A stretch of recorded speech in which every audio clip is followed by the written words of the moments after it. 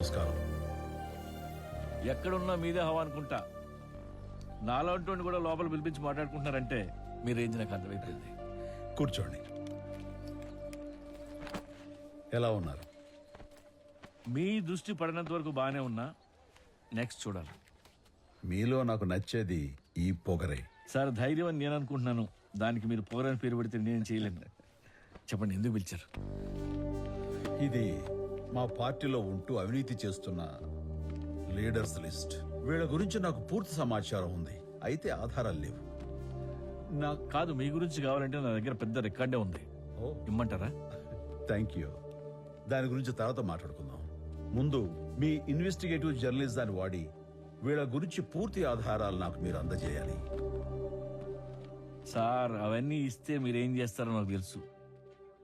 అందరినీ బ్లాక్మెయిల్ చేసేసి ముఖ్యమంత్రి అయిపోయి సీఎం సీట్లో